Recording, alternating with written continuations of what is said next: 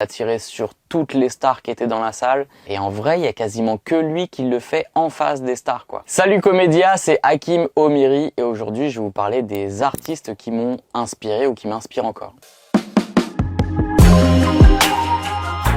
Le premier, c'est Coluche, de toute évidence. C'est genre le GOAT. Il a fait de l'humour et de l'engagement. Il avait des choses à raconter. Il arrivait à parler aux racistes. Il arrivait à parler du racisme. Il arrivait à parler à beaucoup de gens. Et surtout, ce qu'il faisait que les gens, soit ils l'adoraient, soit ils le détestaient, mais il laissait pas les gens indifférents. Et c'est ça un artiste pour moi.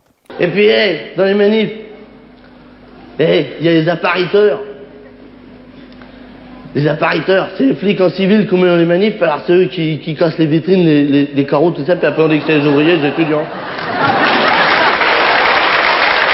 C'est un chemin qui est inspirant parce que il a créé par exemple les Restos du Cœur à côté de ce qu'il faisait artistiquement. C'était pas censé être quelque chose qui devait durer. Et les gens aujourd'hui, ils fêtent les Restos du Cœur tous les ans comme si c'était une réussite, alors que tous les ans c'est une honte que les Restos du Cœur existent en France parce que à la base, c'était pour dire l'État le fait pas, donc on va montrer que c'est faisable, on va le faire nous-mêmes. Je dirais Bill Burr. Bill Burr que je trouve vraiment efficace, pertinent, parce que la plupart du temps, il va chercher des sujets sur lesquels il y a consensus et il va aller exprès dire qu'il pense l'inverse. Et au début, tu te dis que c'est un gros connard, et au fur et à mesure qu'il développe son point de vue, tu te dis il a pas totalement tort, et ça c'est fort. Valentine's Day, it just sneaks up on you every year. It's like I just fucking got you something. I just paid the bill in January, and then here we fucking go again.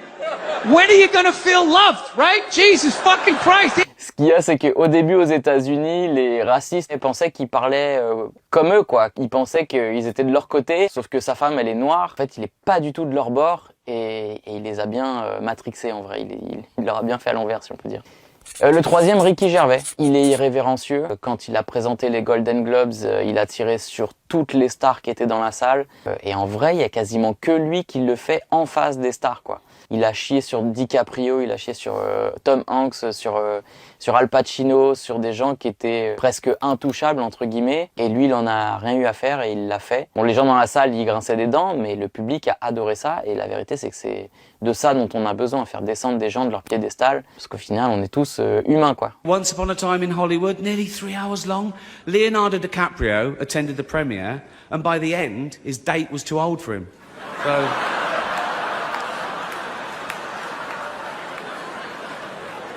Dans la riposte, je m'attaque aux puissants, je m'attaque aux gens qui sont au pouvoir, qui ont de l'argent. Souvent, je rappelle que pas besoin de se la raconter, on va dire ça poliment.